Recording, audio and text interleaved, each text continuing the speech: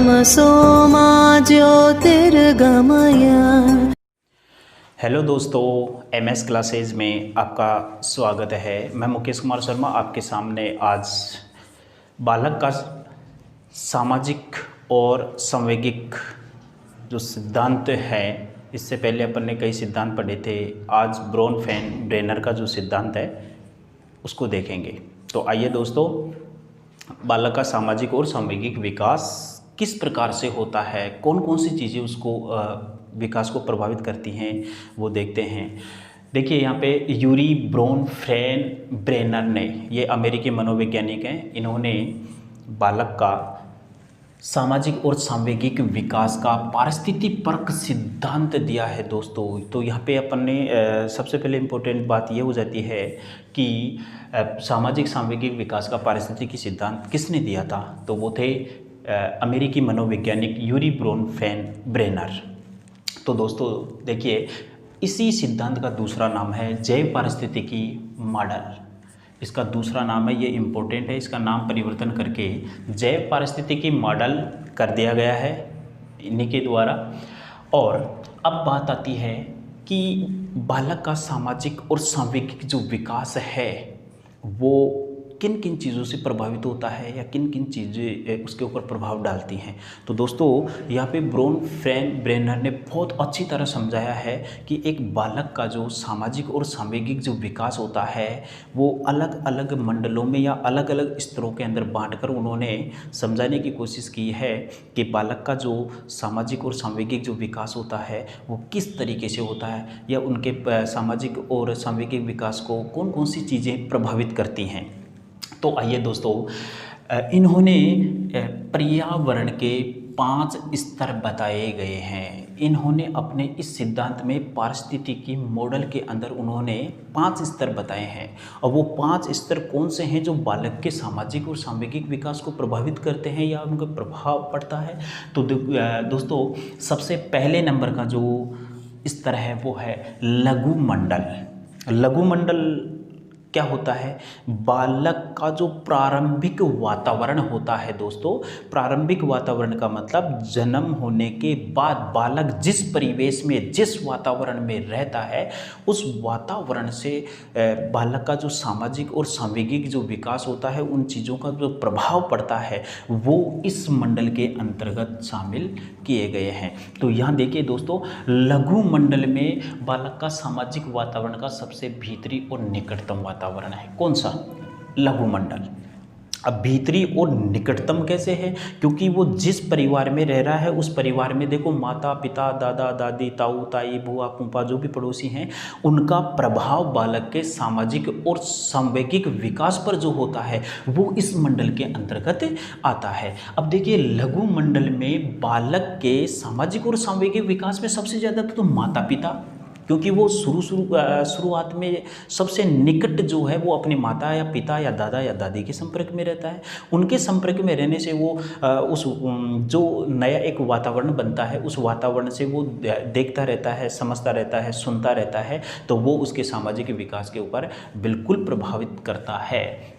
जैसे दादा दादी, पड़ोसी, परिवार भी इसके अंदर शामिल है, शिक्षक भी इसमें शामिल है, साथी और विद्यालय भी इस मंडल के अंतर्गत सम्मिलित किए गए हैं दोस्तों। तो यहाँ पे देखिए, माता पिता का जो, दादा दादी का या परिवार का जो सारा जो प्रभाव होता है वो बालक के सामाजिक विकास या सांवेगिक विकास पर पड़ता है। साथ ही में जैसे ही वो धीरे धीरे बालक पड़ोसी के यहाँ जाना सीख जाता है, पड़ोसी के बच्चों के साथ खेलना सीख जाता है, तो पड़ोस का कैसा वातावरण है उसका भी प्रभाव उसके ऊपर होगा। ऐसे ही वो जैसे ही वो आगे स्कूली शिक्षा ग्रहण करता है तो शिक्षक के जैसे ही संपर्क में आता है तो शिक्षकों के द्वारा उसको बताए गए दिए गए आज्ञा या निर्देश का, जिस वातावरण में वो विद्यालय है उस विद्यालय का वातावरण, जैसे स्टूडेंट या छात्र उस विद्यालय में आते हैं उनका प्रभाव उस बालक के ऊपर, वो नई नई चीज़ें वहाँ पे सीखता है, देखता है। बच्चे कैसे आपस में घुल मिल के रहते हैं, खेलते हैं, कूदते हैं, तो वो इन्वायरमेंट का जो प्रभाव है वो बालक के ऊपर होता है। साथी और विद्यालय से, विद्यालय तो हो ही गया, साथी उसके जो दोस्त हैं, मित्र हैं, वो किस तरीके के हैं, कैसी उनकी संगति गति है, कैसा उनका बोल चाल है, तो उसका सारा प्रभाव बालक के ऊपर पड़ता है। तो दोस्तों पहला जो मंडल था लघु मंडल, वो बालक का सबसे निकटतम वातावरण बताया गया है कि यानी बालक उस वातावरण में जाने से सीखता है, तो वो निकटतम हो गया। सेकेंड नंबर आता है मध्य मंडल। तो दोस्तों यहाँ पे बालक का सामाजिक और सांवेगिक विकास जो है उसका जो दूसरा मंडल है या दूसरा जो स्तर है वो है मध्य मंडल। मध्य मंडल में क्या होता है कि बालकों की, ये मध्य मंडल होता क्या है, बालकों की पारिवारिक अनुभूतियाँ, स्कूली साथी संगियों की अनुभूतियाँ का मतलब ये होता है कि बालक जैसे ही परिवार से कौन कौन सी चीज़ों को ग्रहण कर रहा है, अनुभव कर रहा है, तो वो चीज़ें सारी बालक की इस मंडल के अंतर्गत आती हैं। वहाँ तो डायरेक्टली उनका प्रभाव था और यहाँ पे वो खुद अनुभव कर रहा है, अनुभव से सीखता है। ऐसे ही वो स्कूल में जाएगा, कौन कौन से साथी मित्रों के साथ रहेगा, उनसे जो चीज़ें उसको सीखने को मिलेंगी, अनुभूतियाँ जो होंगी, वो मध्य मंडल के अंतर्गत आएंगी दोस्तों। तीसरा बालक का जो स्तर होता है वो है बाह्य मंडल, यानी कि जैसे धीरे धीरे बालक घर परिवार से बाहर निकल रहा है, बाहर के वातावरण से मतलब परिचय कर रहा है, तो वहाँ से जो अनुभूतियाँ मिल रही हैं वो मिलेगी। अब यहाँ देखिए बाह्य मंडल, परिवार से हटकर, तो यहाँ पे देखिए बालक प्रत्यक्ष रूप से शुभ नहीं होता। इस मंडल के अंतर्गत बालक खुद प्रत्यक्ष रूप से उनके टच में नहीं रहता है, लेकिन जैसे इसमें कौन कौन आएंगे, माता पिता का कार्य स्थल। अब जैसे बालक के माता पिता जिन क्षेत्रों में कार्य कर रहे हैं, जिन कार्यालयों में कार्य कर रहे हैं, वहाँ का वातावरण का प्रभाव बालक के ऊपर होता है, उसका सामाजिक और सांवेगिक विकास का प्रभाव पड़ता है। आप माता पिता जिस इन्वायरमेंट यानी वातावरण में कार्य करेंगे उसका प्रभाव उनके खुद के ऊपर होगा और वो प्रभाव अपने परिवार के ऊपर होगा। आपने देखा भी होगा कई लोग एक स्थान से कहीं दूर स्थान पर जाकर कार्य करते हैं, तो वहाँ की बोली, भाषा, संस्कृति, बहुत कुछ वो नकल करना सीख जाते हैं। फिर वहाँ पे रहते हैं तो वो सब कुछ चीज़ों को ग्रहण कर लेते हैं। फिर वो जैसे ही घर आते हैं तो घर में वो उसी प्रकार की भाषा का यूज करते हैं, उसी प्रकार के और दूसरे जो व्यवहार हैं वो करना सीख जाते हैं। तो बालक भी देखता है कि ये अब बालक के ऊपर क्या प्रभाव हुआ, बालक तो घर पे ही है ना, लेकिन पिता उनके कार्यस्थल पे बहुत दूर कार्य कर रहे हैं, वहाँ से वो चीज़ें सीख कर जैसे ही परिवार में आए तो बालक भी उन चीज़ों को ग्रहण कर रहा है।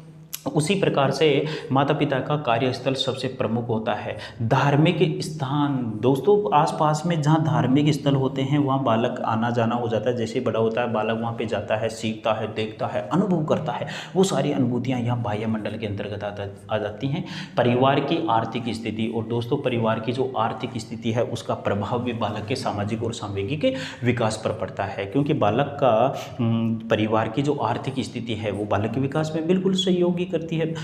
मतलब आप बालक की अगर परिवार की स्थिति खराब है, आर्थिक स्थिति, वो उसको बाइक कहाँ से लाके देगा, साइकिल कहाँ से लाके देगा, बच्चों को खिलौने कहाँ से उपलब्ध करवाएगा, वो सारी फैसिलिटीज़ नहीं उपलब्ध करवा सकता। तो वो अपना जैसा भी है टूटा फूटा उसी से वो खेल कर या सीख कर, उनको देख कर वो चीज़ें सीख लेता है। जबकि अच्छे अगर आपकी आर्थिक स्थिति परिवार की अच्छी होती है तो उसको अच्छी अच्छी चीज़ें उपलब्ध करवाई जाती हैं, उनकी अनुभूतियाँ वो ग्रहण कर लेता है।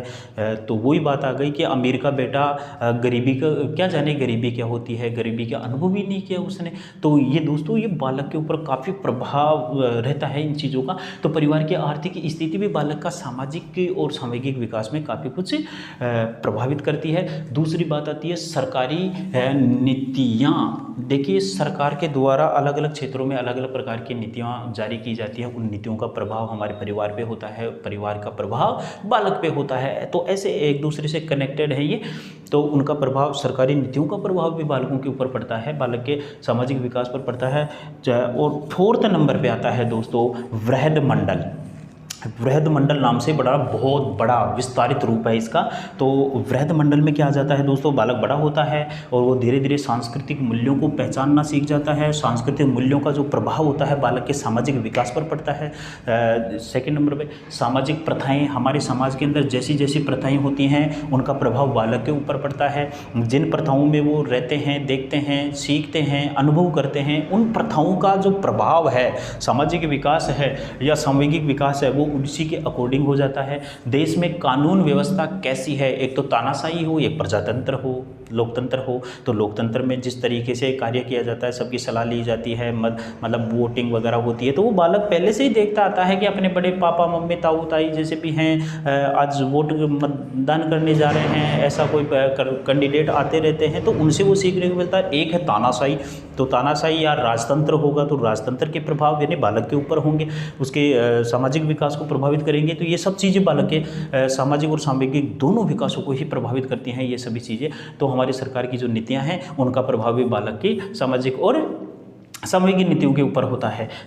नेक्स्ट आता है, इसके अलावा देश के कानून के अलावा पांचवा जो लास्ट और अंतिम जो घटक है दोस्तों, वो है घटक मंडल, और इसका जो दायरा है वो और भी ज़्यादा बढ़ जाता है। घटक मंडल में देखिए सामाजिक ऐतिहासिक अवस्थाएं सम्मिलित होती हैं। हमारे समाज की और पुराने इतिहास की अवस्थाएं, अलग अलग अवस्थाएं हैं, अलग अलग अवस्थाओं के तहत उनका मतलब देश का विकास हुआ है, समाज का विकास हुआ है। तो उनसे भी वो सीखते हैं कि पुराने ज़माने में हमारे लोग कैसे रहते थे, क्या क्या करते थे, फिर वो भी अनुभूतियाँ लोगों के द्वारा सीखी जाती हैं, वो अनुभव करते हैं। इसके अलावा इन ये सब चीज़ें इस घटक मंडल में शामिल की गई हैं। और इनके अलावा देखिए जैसे कंप्यूटर, मोबाइल एवं संचार के अन्य तरीकों तथा संसाधनों से अवगत होते हैं। दोस्तों पुराने ज़माने में संसाधन कैसे थे, आज के ज़माने में संसाधन कैसे हैं, तो इन संसाधनों से, चाहे वो संचार का साधन हो, चाहे कंप्यूटर हो, चाहे यातायात का साधन हो, चाहे हमारे घर में फैसिलिटीज़ हों, तो उनका प्रभाव बालक के सामाजिक और सामूहिक विकास पर बहुत ज़्यादा होता है। आजकल आप देखते हैं छोटे छोटे बालक मोबाइलों के अंदर ऑनलाइन पढ़ाई कर रहे हैं, सीख रहे हैं, गेम खेल रहे हैं, उनको बहुत अच्छी तरह चलाना आ गया छोटे छोटे बालकों को ही। जबकि अगर इससे थोड़े पहले वाले समय की बात करें तो वो जानते नहीं थे मोबाइल कैसे चलता है, क्या चलता है। तो ये सब क्या है, बच्चा अपने समाज में रहकर ही वो सामाजिक विकास हो गया, संवेग भी उसी प्रकार से उनके विकसित हो रहे हैं। अब आप वर्तमान में अनुभव करेंगे जो समाज में वर्तमान नई जनरेशन जो आ रही है वो बहुत तामसी प्रवृत्ति की है। तो ये प्रभाव किसका है, आसपास के इन्वायरमेंट का, हमारे समाज के अंदर जो नीतियाँ हैं, वो समाज के अंदर जो जो घटनाएँ घट रही हैं, प्रथाएँ हैं, संस्कृति हैं। मोबाइल हर किसी के पास हो गए, तो हर आजकल छोटे छोटे बच्चे एक दूसरे का मोबाइल देख के वो भी अपने मोबाइल की डिमांड कर देते हैं, फिर उनको देखते हैं, रातों रात देखते रहते हैं। तो ये क्या है दोस्तों, यही तो बालक का सामाजिक विकास ही इसी तरीके से हो रहा है। तो ये दोस्तों इन संसाधनों से अवगत, नई नई टेक्नोलॉजी से बच्चे बहुत ज़्यादा सीखते हैं, बहुत जल्दी सीखते हैं दोस्तों। तो इन चीज़ों का प्रभाव बालक के सामाजिक विकास और सामाजिक विकास का पड़ता। एक तो वो बालक था जो 10 साल के बाद में जाकर कई मोबाइल संचार के साधनों का पता लगता था कि हाँ ऐसे ऐसा भी होता है। कंप्यूटर देखा ही नहीं कभी 10-10, 15-15 साल के बच्चों, और आज एक 5-6 साल का बच्चा हाथ में मोबाइल लेके घूम रहा है, कभी मम्मी का मोबाइल ले लेता है, कभी पापा का मोबाइल ले लेता है। अब उन चीज़ों से वो जो देख रहे हैं वो डायरेक्टली उनके ऊपर उनका प्रभाव पड़ रहा है। तो दोस्तों ये सामाजिक और क्रोध, यानी वर्तमान बालकों में बहुत तीव्र गति से क्रोध प्रवृत्ति बहुत ज़्यादा पाई जाती है।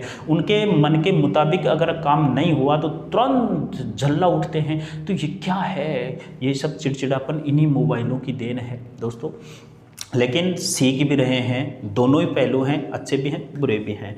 और दोस्तों जो बालक का सामाजिक सामूहिक विकास का जो पारिस्थितिकी परक सिद्धांत जो था वो हमारे भारत के एक दुर्गानंद सिन्हा, जो कि 1977 में उन्होंने भी अब एक सिद्धांत दिया है जिसका नाम है एक पारिस्थितिकी मॉडल दिया है। अब आ जाए कि ये तो अमेरिकी मनोवैज्ञानिक ने दी थी, तो यहाँ पे आ जाए कि भारत में पारिस्थितिकी मॉडल किसने दिया, पारिस्थितिकी परक सिद्धांत किसने दिया, तो वो था दुर्गानंद सिन्हा। याद रखना दोस्तों, कई बार पूछ लेता है कि हमारे भारत के अंदर इसका देखिए दोस्तों, अधिकतर जो मनोवैज्ञानिक जो सिद्धांत हैं वो बाहर के मनोवैज्ञानिकों ने दिए हैं, उनका भारतीयकरण भारतीय लोगों ने वहाँ से सीख के कैसे भी किया है, तो वो प्रमुख हैं। तो दोस्तों ये था आज का सामाजिक सामूहिक विकास का पारिस्थितिकी सिद्धांत है, और अमेरिकी मनोवैज्ञानिक यूरी ब्रोनफेन-ब्रेनर ने दिया था।